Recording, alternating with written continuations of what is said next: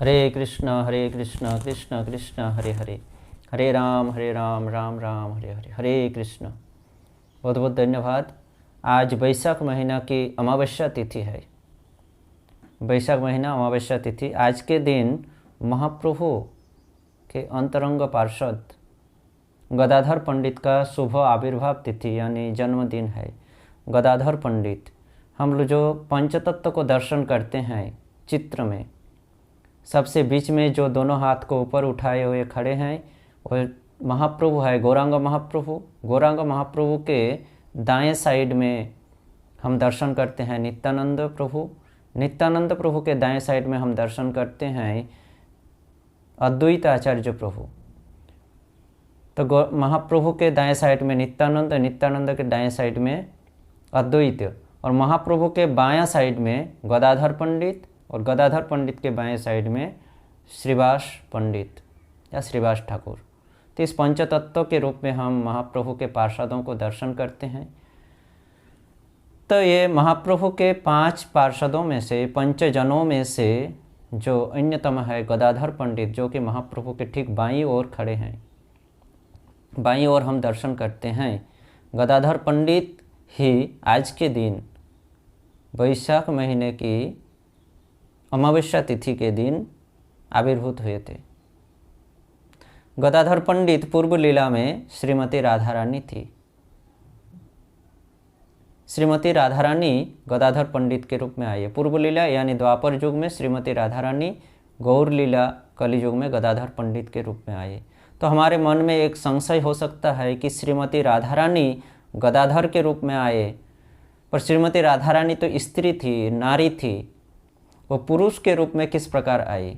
ये संशय आ सकता है हमारे मन में। तो इस संशय को काटने के लिए हमारे पूर्व आचार्यों ने बहुत ही सुंदर तरीके से इसको वर्णन किए हैं।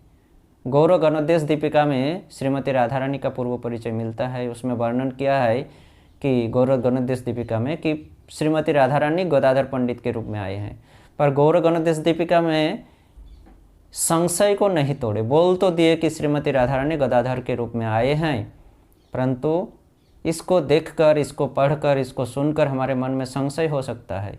संशय को दूसरे आचार्यों ने तोड़े हैं, खास करके नरोत्तम दास ठाकुर। नरोत्तम दास ठाकुर अपनी प्रार्थना गीति में वर्णन कर रहे हैं कि किस कारण से श्रीमती राधा रानी गदाधर पंडित के रूप में आए। नारी शरीर को त्याग करके, स्त्री शरीर को त्याग करके पुरुष शरीर धारण करके क्यों आए? तो श्रीमती राधा रानी ये जो हम लोग बाद में जो हम लोग पाते हैं, हम लोगों को जो मिलता है बाद में, वो आगे की हमारी जो अभिलाषा होती है, इच्छा होती है, तीव्र जो इच्छा, लालसा, अभिलाषा, लोभ, तीव्र लोभ के कारण ही हमें वर्तमान में कुछ प्राप्त होता है, बाद में कुछ प्राप्त होता है। जिस प्रकार एक शिशु की इच्छा होती है, एक बालक को इच्छा होती है माता पिता के साथ घूमने जाने के लिए, लेकिन बालक होने के नाते माता पिता उनको लेकर नहीं जाते हैं, तो वो क्रंदन करने लगते हैं। क्रंदन का कारण है उसके मन में तीव्र इच्छा हो रही है माँ बाप के साथ घूमने जाने के लिए। परंतु वही बालक जब धीरे धीरे परिवर्तन होते हैं, जब बड़े हो जाते हैं, तो वही माँ बाप जो उसको लेकर नहीं जा रहे थे बाज़ार घूमने के लिए, वही माँ बाप उनको बाज़ार लेकर जाते हैं, या खुद ही उनको अकेले बाज़ार जाने के लिए कहते हैं कि जाओ, घूमने के लिए जाने देते हैं, बाज़ार जाने के लिए देते हैं। लेकिन वो जब बालक थे तब उनको घर से बाहर नहीं निकलने देते थे, बाज़ार नहीं लेकर जाते थे, घूमने के लिए नहीं लेकर जाते थे। तो वही माता पिता जो बाधा देते थे, जो निषेध करते थे, वही माता पिता जब बालक रूप परिवर्तन हुआ, बड़े हुए, तो वही माता पिता आज उनको घूमने के लिए, बाज़ार जाने के लिए, खेलने के लिए जाने देते हैं, बाहर जाने के लिए देते हैं। तो श्रीमती राधा रानी की अभिलाषा थी, श्रीमती राधा रानी नारी थी, नारी शरीर धारण की हुई थी भगवान श्री कृष्ण के लीला को पुष्टि करने के लिए, और यही उनकी बाधा का कारण था। हमेशा भगवान श्री कृष्ण की सेवा में नहीं रह पाते थे। मन में बड़ी तीव्र इच्छा थी कि हम अगर कृष्ण के अन्य सखाओं के जैसा, श्रीदाम सुदाम इत्यादि सखाओं के जैसा अगर होता, विधि अगर हमें नारी शरीर प्रदान नहीं करता, तो मैं हमेशा कृष्ण के साथ रहता, हमेशा कृष्ण के साथ घूमता फिरता, खेलता कूदता, सब कुछ करता श्रीदाम सुदाम के जैसा। परंतु मेरा विधि ने मुझे नारी शरीर प्रदान किया है। और दूसरी ओर गुरुजन, हमारे घर के जो गुरुजन है जटिला कुटिला, वो मुझे जाने नहीं दे रहे हैं। ये जो अंदर की तीव्र लालसा, तीव्र लोभ, वही राधा रानी नारी शरीर त्याग करने का कारण, पुरुष शरीर के रूप में आने का कारण बना। तो नरोत्तम दास ठाकुर अपने प्रार्थना गीति में इसको सुंदर से वर्णन किए हैं। श्रीमती राधा रानी की पूर्व अभिलाष, पूर्व इच्छा, पूर्व लालसा, पूर्व विरह नरोत्तम दास ठाकुर ने वर्णन किए हैं। हे दे हे नागरवर सुनो हे मुरलीधर, निवेदन करी तो पाए। हे मुरलीधर, हे नागरवर, मैं आपके चरणों में निवेदन कर रहा हूँ। क्या निवेदन? श्रीदाम सुदाम संगे जखन बने जाओ रंगे, तखन आमी दुआरे दाड़ाए। आप जब श्रीदाम सुदाम के साथ रंग करते हुए, खेलते हुए वन में जाते हो, तब मैं द्वार यानी दरवाज़ा में खड़ा रहता हूँ और आपके इस रंग को, रंग यात्रा को देखता हूँ। मने करी संगे जाए गुरुजनार भय पाए, आँखी रही तुआ पानी चाहिए। मैं मने करी, मैं सोचता हूँ कि मैं आपके साथ चला जाऊँ, लेकिन पीछे मेरे गुरुजन है, जटिला कुटिला है, डर लगता है, उनका भय होता है। सिर्फ मैं आपको देखता रहता हूँ। मेरे ये दोनों आँखें आपके रंग को, आपके गमन को देखता रहता है। मैं इच्छा करता हूँ जाने का, लेकिन जा नहीं पाता हूँ। पीछे गुरुजन है, गुरुओं का भय है, जटिला कुटिला का भय है, इसलिए मैं नहीं जा पाता हूँ। श्रीमती राधा रानी, हम लोग जानते हैं, वृंदावन में जन्म ग्रहण किए, वृषभानु नंदिनी, वृषभानु की पुत्री के रूप में बरसाना में। बाद में उनका विवाह हुआ जावट में अभिमन्यु के साथ। और जावट में जब गई थी तो जटिला कुटिला उनको न तो कृष्ण के साथ मिलने देते थे, कृष्ण का नाम उच्चारण करने के लिए देते थे। ये दुख था, ये विरह था राधा रानी का। वही कह रहे हैं कि हे नाथ, हे नागरवर, हे मुरलीधर, आपके चरणों में मेरा निवेदन है। आप श्रीदाम सुदाम के साथ जब गोचारण में जाते हो, मैं दरवाज़ा में खड़ा होकर देखता हूँ। मन होता है आपके साथ चला जाऊँ, लेकिन क्या करूँ, पीछे गुरुजनों का कठोर निर्देश है, बाधा है, उनके भय से मैं जा नहीं पाता हूँ। इच्छा होता है लेकिन जा नहीं पाता हूँ। ठीक बालक के जैसा, बाजार जाने की इच्छा है, लेकिन बालक होने के नाते माता पिता जाने नहीं देते हैं। सिर्फ मेरा आँखें आपके गमन को देखता रहता है। चाय नवीन मेघ पाने, तुआ बंधु पड़े मने, एलाइले केस नहीं बांधी। मैं नए बादल को, आकाश में उगते हुए नए बादल को जब मैं देखता हूँ, तब मुझे आपके याद आता है और आपके याद में मैं खो जाता हूँ। उस समय अगर मेरा बाल खुल जाता है, माथे की बाल खुल जाती है, तो मैं उसको बांध नहीं पाती हूँ, क्योंकि मैं आपके यादगार में खो जाता हूँ नए बादल को देखकर। रंधन सालाते जाए, तुआ बंधु गुण गाय, धुआर छलना करी कांदी। जटिला कुटिला मेरे गुरुजन आपके नाम नहीं लेने देते थे,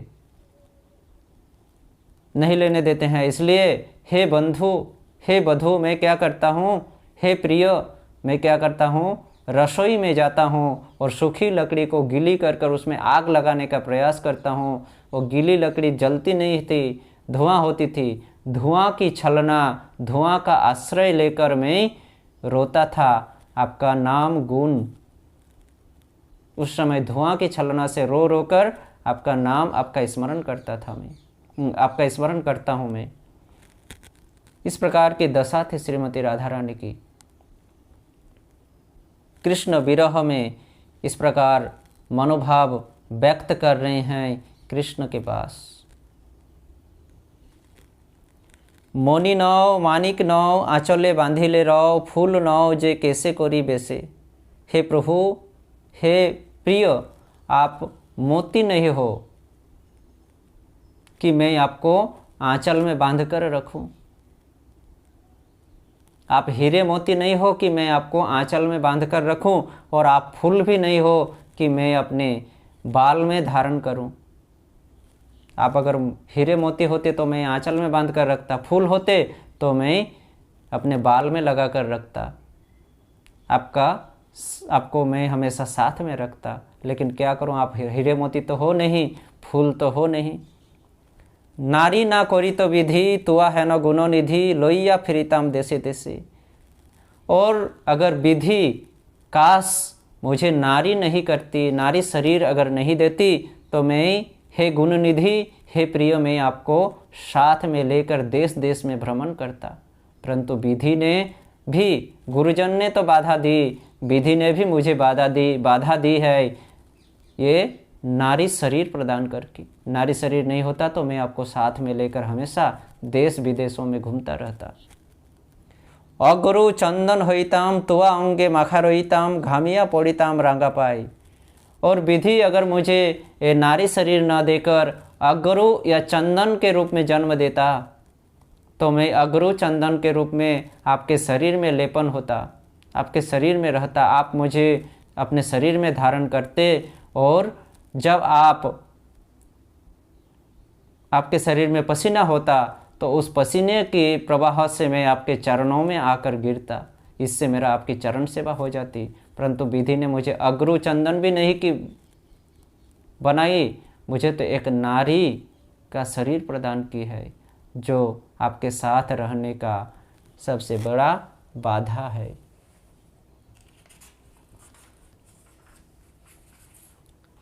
कि मोर मनिर साध, बामन हुए चांदे हाथ, विधि की साध पुराबे आमाई।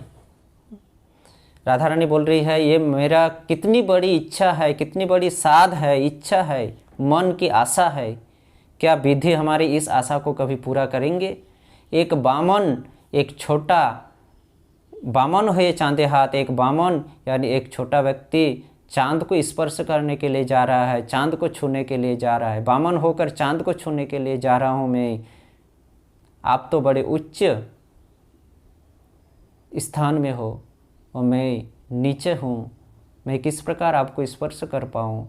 जिस प्रकार बामन कभी चांद को स्पर्श नहीं कर पाते हैं, छू नहीं पाते हैं, मैं आपको किस प्रकार से स्पर्श करूं? मेरी मन की एक बड़ी आशा है, बामन होकर चांद पकड़ने की इच्छा की जैसा मेरी इच्छा है आपको पाने की। लेकिन मेरी ये बड़ी इच्छा क्या विधि कभी पूरा करेगी? नरोत्तम दासे कय, सुनो हे दयामय, तुम्हें आमाय ना छाड़ी हो दया। नरोत्तम दास कह रहे हैं, हे दयामय, आप मुझे कभी छोड़ो मत, आप अपनी दया मेरे प्रति हमेशा बरसाते रहो, कभी छोड़ो मत। जे दिन तुम्हार भावे अमार ए देहो जाबे, से दिन दियो पद छाया। जिस दिन आपके भाव से, आपकी भावना से मेरा यह शरीर छूट जाएगा, मिट्टी में गिर पड़ेगा, उस दिन आपके चरण कमलों में आश्रय प्रदान करना, आपके चरणों की छाया में रखना। तो श्रीमती राधा रानी की जो ये तीव्र इच्छा थी, नरोत्तम दास ठाकुर ने सुंदर तरीके से व्यक्त किए हैं। नारी ना कोरी तो विधि, तुआ है न गुणो निधि, लोइया फिरिताम देसे देसे। अगर विधि मुझे नारी नहीं कर बनाता, नारी का शरीर प्रदान नहीं करता, तो हे गुणनिधि, मैं आपको देश देश में लेकर घूमता फिरता। जिस प्रकार सीधाम सुदाम के साथ आप हमेशा घूमते फिरते रहते हो, उसी प्रकार मैं भी घूमता फिरता रहता।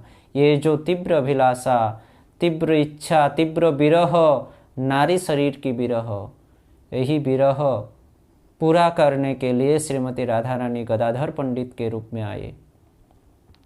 ठीक बालक जब बड़े हो जाते हैं, परिवर्तन, तो माता पिता उनको अकेले छोड़ते हैं बाजार जाने के लिए, घूमने के लिए। श्रीमती राधा रानी शरीर परिवर्तन किए गदाधर पंडित के रूप में। अब पुरुष नारी थी, पुरुष बनकर आए। अब गुरुजन नारी के कारण, नारी होने के कारण, नारी होने के नाते एक पुरुष के साथ नहीं जा पाते थे, बाहर नहीं जा पाते थे। गुरुजन बाधा देते थे नारी होने के नाते। वही जब परिवर्तन किए शरीर को गदाधर पंडित के रूप में, पुरुष के रूप में, वही गुरुजन जो उनको बाधा देते थे, वही गुरुजन उनको हमेशा साथ में रहने के लिए कहते थे। गदाधर पंडित के रूप में आए श्रीमती राधा रानी, महाप्रभु श्री कृष्ण, भगवान श्री कृष्ण आए गौरांग महाप्रभु के रूप में, और गदाधर पंडित गौरांग महाप्रभु के साथ हमेशा रहते थे। वही गुरु, वही शरीर जो बाधा का कारण था, स्त्री शरीर, नारी शरीर हुआ, आज पुरुष शरीर हुआ, जो जिसके कारण वो बाधा समाप्त हो गई। वह गुरुजन जो उनसे मिलने के लिए नहीं देते थे, आज वही गुरुजन हमेशा महाप्रभु के साथ में गदाधर को रहने के लिए कहे। सुंदर चैतन्य भागवत में वर्णन किए हैं वृंदावन दास ठाकुर ने एक लीला।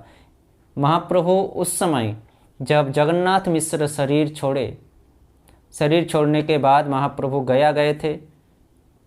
गया से लौटने के बाद महाप्रभु अपनी भाव प्रकाश कर रहे थे। जिस भाव से आए थे महाप्रभु, उस भाव को धीरे धीरे प्रकाश कर रहे थे। कभी कृष्ण भाव से विभोर होते थे तो कभी राधा भाव से विभोर होते थे, और जब राधा भाव से महाप्रभु विभोर होते थे तो वो उन्माद पागल हो जाते थे, और पागल होकर कभी मिट्टी में गिर पड़ते थे, कभी जोर जोर से उछलते थे, कभी जोर जोर से चिल्लाते थे, क्रंदन करते थे, रोते थे, हाथ पैर पटकते थे, सर पटकते थे, विभिन्न प्रकार के उन्माद पागल के जैसा करते थे। और इसको देखकर सच्ची माता भयभीत होते थे। तो एक दिन सच्ची माता के आंगन में महाप्रभु इसी प्रकार राधा भाव में विभोर होकर उन्माद पागल के जैसा कर रहे थे। सच्ची माता डर कर महाप्रभु के पास नहीं आ पा रहे थे। दूर से खड़े होकर सच्ची माता देख रही थी अपने बेटे की इस पागलपन को। ठीक उसी समय गदाधर पंडित आकर उपस्थित होते हैं सची के आंगन में, सची के घर में। और गदाधर पंडित को जैसे ही देखे महाप्रभु, गदाधर पंडित की ओर दौड़कर गए और कहे, गदाधर बताओ मेरा कृष्ण कहाँ है?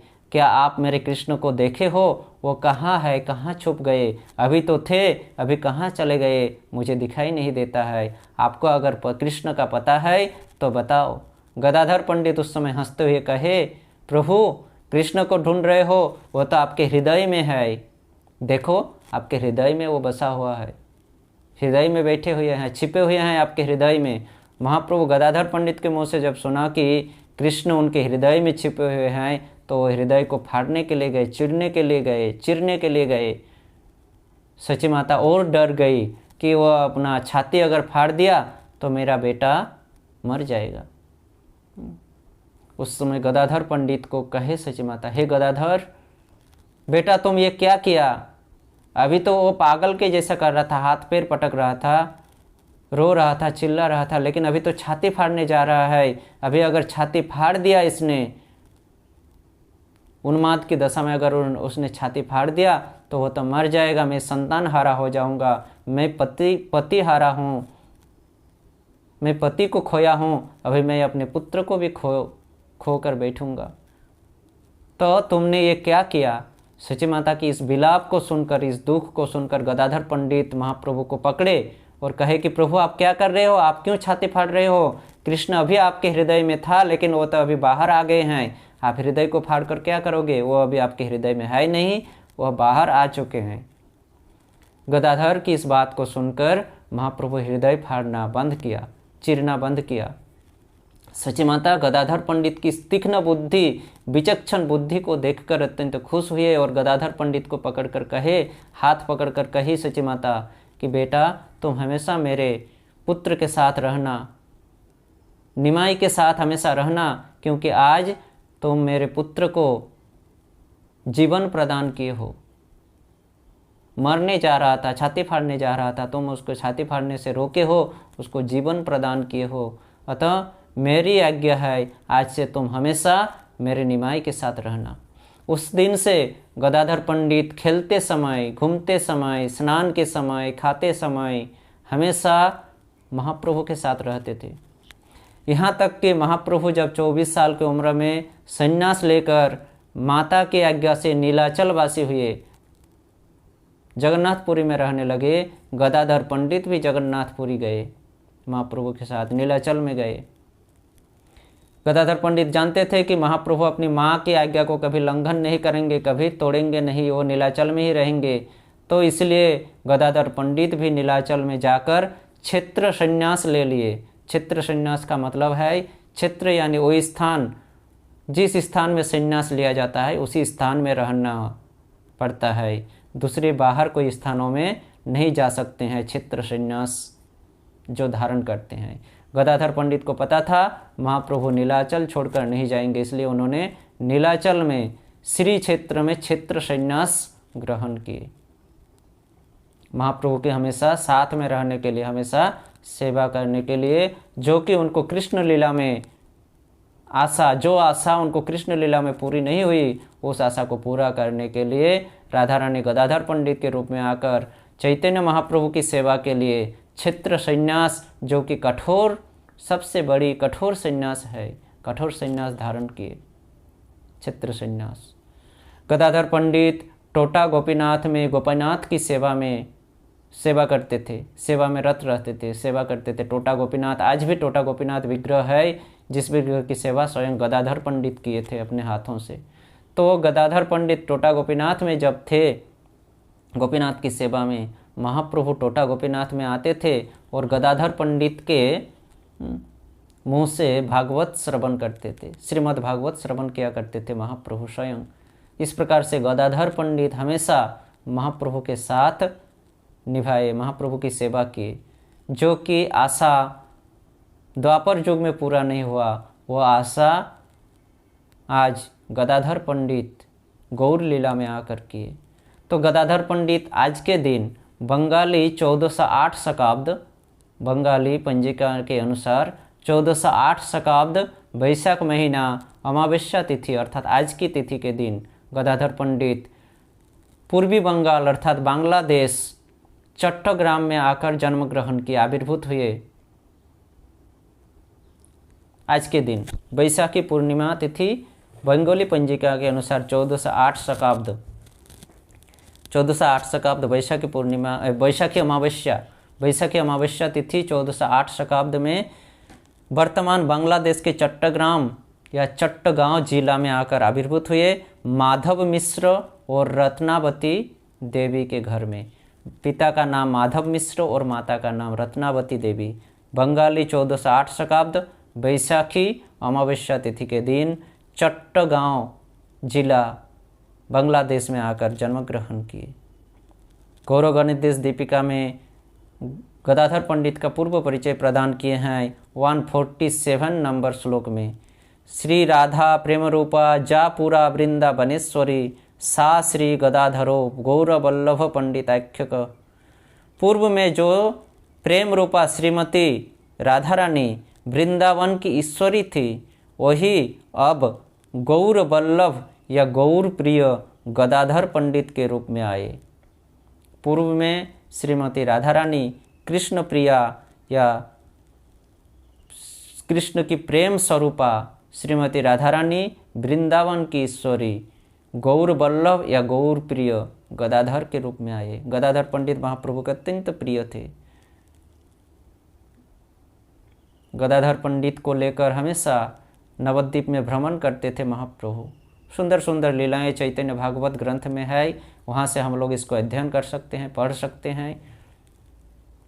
तो ये गदाधर पंडित आज के दिन आविर्भूत हुए थे।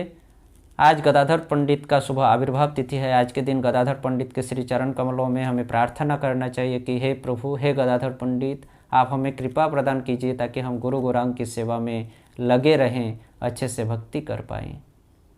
इस प्रकार से प्रार्थना करना चाहिए।